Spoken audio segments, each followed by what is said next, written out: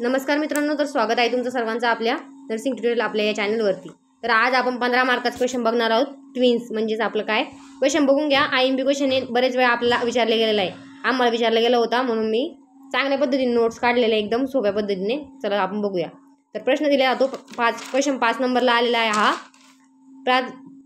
श्रीमती शवाना यांना जुळी मुले असलेली गर्भधारणा आहे।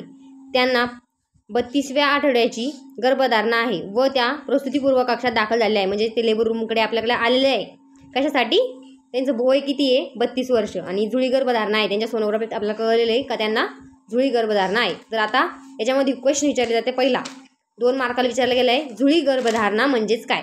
आता ट्विन्स प्रेग्नेन्सी म्हणजेच काय? आता याचं डेफिनेशन आहे। तर आपण डेफिनेशन 2 मार्काला विचारली गेली आहे, म्हणून डेफिनेशन लिहायची आहे।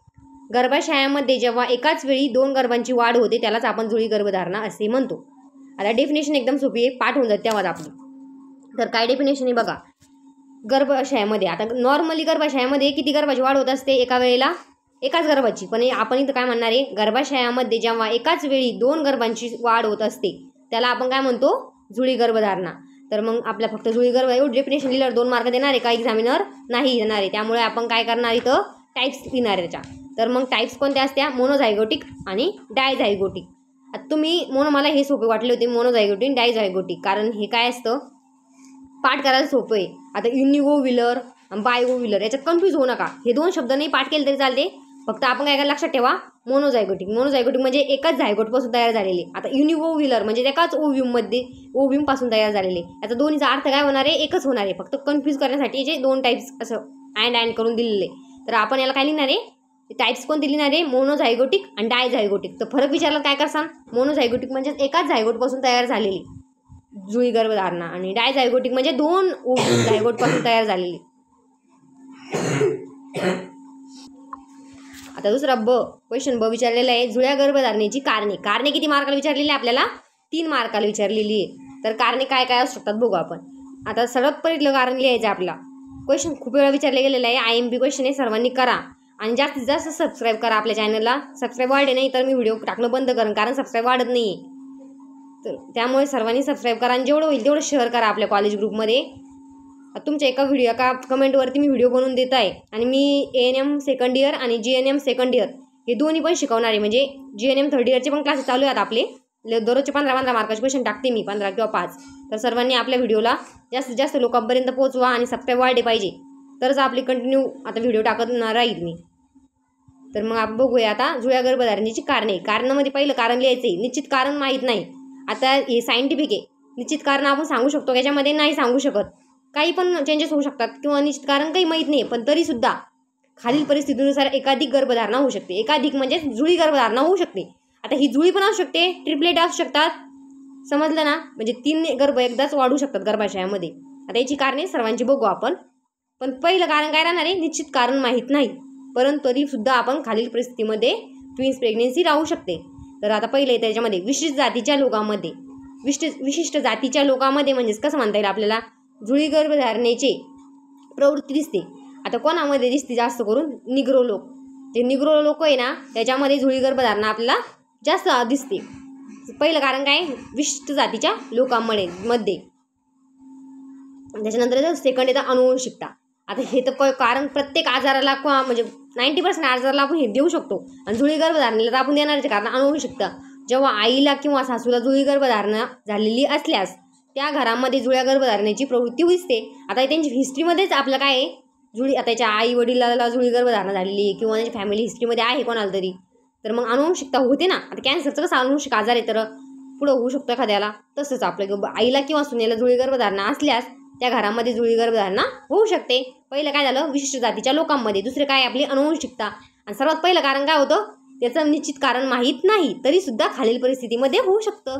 समजलं? आता 2 3 झाले आपले। त्याच्यानंतर आता बघू आपण चौथं। तर याच्यामध्ये येतं इन्फर्टिलिटी। आता इन्फर्टिलिटी म्हणजेच काय? वंधत्व। तर वंधत्वासाठी वापरले जाणारा औषधोपचार। आता काही जण गोळ्या औषध घेतात ते वंधत्व म्हणजे आपल्याला बाळ राहण्यासाठी किंवा प्रेग्नेन्सी राहण्यासाठी। तर असलेल्या स्त्रियांमध्ये एकाधिक गर्भधारणा होऊ शकते। आता त्यांच्या टॅबलेटचा प्रावर असतो, त्यामुळे एकाधिक गर्भधारणा त्यांना अचानक राहू शकते। समजलं? पहिलं काय झालं आपलं? निश्चित कारण माहीत नाही। दुसरं काय झालं? विशिष्ट प्रकारच्या जातीच्या लोकांमध्ये। तिसरं काय झालं आपलं? आणि हे चौथं इनफर्टिलिटी आहे. आणि तिसरं कोणतं झालं आपलं सांगा, अनुवंशिकता झालं. समजलं. आता ओरल पिल्स पण आपण फॅमिली प्लॅनिंग वगैरे ओरल पिल्स घेतो. म्हणजे ओरल पिल्स चालू असलेल्या स्त्रियांनी एकदमच त्या बंद केल्या तर एकाधिक गर्भधारणा राहू शकते. आता ओरल पिल्स केव्हा घेतो आपण, प्रेग्नेन्सी मेंटेन म्हणजे राहू नये अवॉइड करण्यासाठी. तर परंतु आपण अचानकच त्या ओरल पिल्स बंद केल्या तर त्यामुळे पण काय होतं, एकाधिक गर्भधारणा राहू शकते. त्याच्यामध्ये अजून भरपूर कारणे, पण मी 4च कारणे लिहिलेले. जर आलं तुम्हाला लागत असेल अजून क्वेश्चन तर गुगलवर सर्च करा. 3 मार्काला एवढं सफिशियंट आहे मला तरी वाटतं. त्याच्यानंतर बघू आपण पुढचं कारण. जुळ्या गर्भधारणेचे व्यवस्थापन लिहा. 5 मार्काला क्वेश्चन आहे. आता जुळ्या गर्भधारणेच्या व्यवस्थापनामध्ये काय लिहिणार तुम्ही, जुळ्या गर्भधारणेचे निदान लवकरात लवकर होणे गरजेचे आहे. आता 12व्या आठवड्याच्या आत आपल्याला काय करायचं असतं, सोनोग्राफी करायची असते गरोदर मातेची. तर मग त्या सोनोग्राफीमध्ये आपल्याला लवकरात लवकर निदान करण्यासाठी करतो आपण. ती कशासाठी करतो, निदान करण्यासाठी. त्यामुळे तिला हाय रिस्क मदर समजून तिला जास्तीत जास्त सेवा देणे येतील.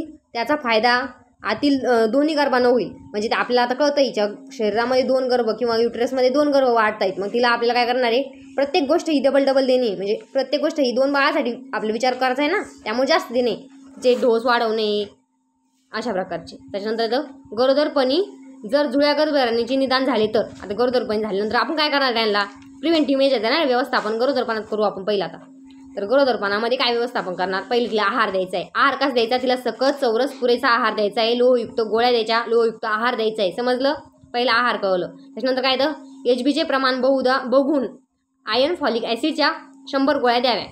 तर आयर्न फॉलिक ॲसिडच्या काय द्यायच्या, 100 गोळ्या द्यायच्या आपल्याला. इतर जीवनसत्वे कॅल्शियम पूरक म्हणून द्यावी. तर त्याला लागणारे जीवनसत्व कॅल्शियम 2 बाळाचा विचार करून आपल्याला त्यांना द्यायचे डॉक्टरांच्या हिशोबाने. आता रेस्ट कसं सांगायची त्यांना, 2 गर्भामुळे पोटाचा आकार खूप वाढलेला असतो, त्यामुळे श्वासाला त्रास होतो, धाप लागते, सूज येते, म्हणून विश्रांती घेण्यास सांगणे. त्याला काय करायला, विश्रांती घ्यायला सांगणे. कारण पोटाचा घेर वाढणारे, त्यांच्या जे व्हर्टिब्रा आहे त्याच्यावरती लोड येणारे, पाय सुजेणारे, त्यामुळे त्याला जास्तीत जास्त आराम करायला लावायचा आहे. त्याच्यामध्ये आपण ॲडवाईसमध्ये मी शॉर्टकटमध्ये लिहिलेलं आहे, तुम्ही बघून घ्या. ॲडवाईसमध्ये काय करायचं आपल्याला, डाईट सांगायची आहे, इंक्रीज रेस्ट इंक्रीज करायची आहे, सप्लिमेंट थेरपी द्यायची आहे, NC व्हिजिट द्यायचे जास्तीत जास्त, अर्ली डिटेक्ट करायचं आहे, हाय रिस्क आयडेंटिफिकेशन करायचे. म्हणजे ती हाय रिस्क मदर आहे त्याच्यामध्ये तिचं आयडेंटिफिकेशन करायचं आहे. सगळ्या लॅब टेस्ट करून घ्यायचे आहे, तिला पोझिशन कोणती द्यायची ते सांगायचं आहे. मेडिसिन चालू करायचे आहे, झोपेच्या वेळेस डायझबाम वगैरे, त्यांचे BP मेंटेन राहण्यासाठी, BP पण हाय होऊ शकतो त्यांचा, इक्लेम्शिया होऊ शकतो, ते प्रिव्हेंट करायचे. जास्तीत जास्त होम व्हिजिट द्यायची आहे. आणि 32 वीक्स झाले तर त्यांना हॉस्पिटलाइज करायचे. आता ह्या पेशंटला किती वीक्स झालेले आहे, 32 वीक्स झालेले आहे बरोबर. त्यामुळे तिला आपण आता दवाखान्यामध्ये ॲडमिट करतोय किंवा तर झालं. आता त्यांनी सांगणे, थकवा येईल अशी कामे सांगावीची. त्यांना काय करायचं आहे, थकवा येईल, जास्त काम करायला लावायचं त्यांना नाही. नंतर शारीरिक मानसिक ताणतणाव टाळण्यासाठी सल्ला द्यावा. आता आधीच आईला भरपूर म्हणजे मूड स्विंग होतात प्रेग्नेन्सीमध्ये, त्यामुळे तिला शारीरिक मानसिक ताणतणाव टाळायला सांगायचं आहे. पोटाचा खालील बाजूस पोटपट्टा बांधायला सांगावी. कारण आता 2 बाळाचं वजन पोटामध्ये राहणार आहे, त्यामुळे पोटपट्टा बांधायला लावायचा आहे, त्यामुळे तिला आराम मिळतो. आता नेक्स्ट बघू आपण काय आहे त्याच्या पुढे. अजून झोपल्यावर त्रास होतो म्हणून डोक्याकडे जादाची उषा घेऊन आराम करा, खुर्चीत झोपल्याप्रमाणे झोपण्यास सल्ला द्यावा. म्हणजे असं आपल्याला काय करायचं, उषा घेऊन आराम करायला होतं, जादाची उषा घ्यायच्या डोक्याकडे. समजलं. पोझिशन सांगितले आपण, पोझिशन. त्याच्यानंतर येत आता गर्भाची हालचाल जास्त होत असल्यामुळे तिला व्यवस्थित झोप लागत नाही, तर अशा वेळेस सौम्य स्वरूपाची झोपेची औषधे देण्यास, आता मेडिसिन सांगितली तर आपण डायझबाम द्यायची शक्यतो, तर मग आपण हरकत नाही औषध दिले तरी. तिला भेटीचा आराखडा तयार करताना भेटीचे प्रमाण वाढवावे. आता आपल्याला तिला होम व्हिजिटचे प्रमाण वाढायचं आहे.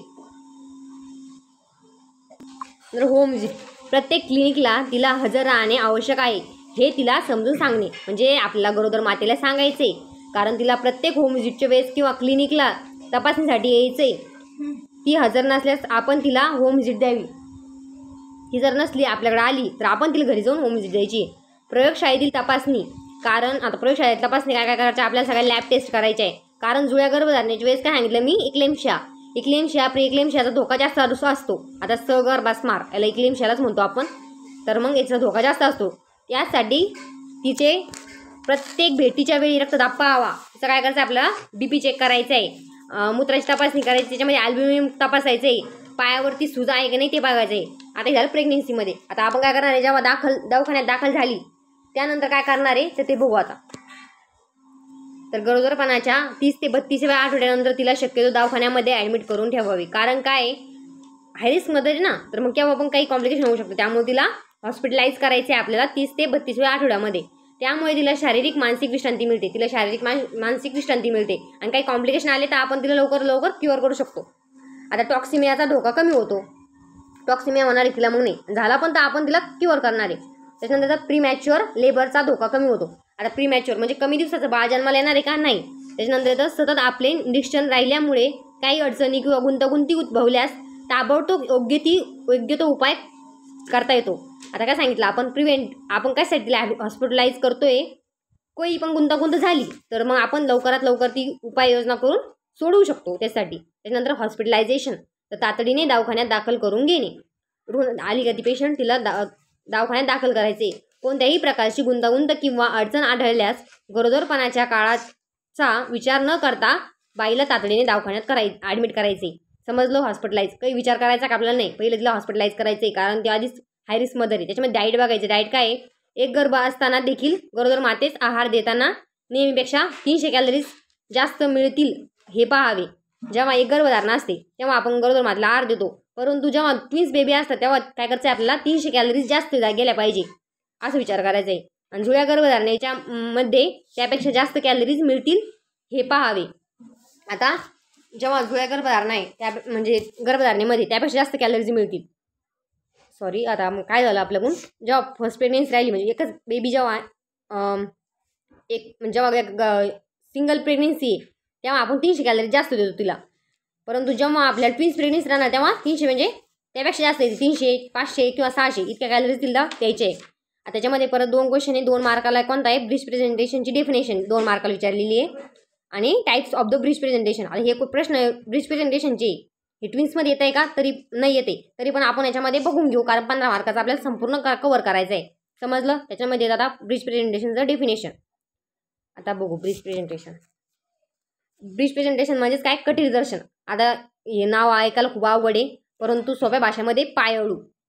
आता बघा, ब्रीच प्रेझेंटेशन. ब्रीच जन्म म्हणजेच बाळाचा जन्म डोक्याकडील भागाकडून न होता कुठून होणार आहे, पायाकडील भागाकडून होणार आहे. तर आपण त्या बाळाला पायळू असे म्हणतो. तसेच त्याला ब्रीच प्रेझेंटेशन असे म्हणतात, म्हणजेच उलटा गर्भ असेही म्हणतात. आता ही डेफिनेशन किती आहे, सोपी आहे, तेव्हाच पाठ होणार तुमच्या. आणि याच्यामध्ये फक्त डेफिनेशन लिहायची नाही, त्याचे प्रकार पण लिहायचे. कारण आता 2 मार्काला तुम्हाला फक्त डेफिनेशन लिहिलं 2 मार्क भेटणार आहे का नाही. त्याच्यामध्ये टाईप लिहितं फ्रँक प्रेझेंटेशन, फुटलिंग प्रेझेंटेशन आणि पूर्ण Breach presentation, complete Breach presentation असे. त्याच्यामध्ये आपण कटील दर्शनाचे प्रकार, आता खाली क्वेश्चन विचारला होता 3 मार्काला कटील दर्शनाचे प्रकार लिहा. तर प्रकारामध्ये मेन 2 प्रकार पडणार आहे. आता आपण ते सांगितले वरती, पण खाली मेन 2च प्रकार पडणार आहे.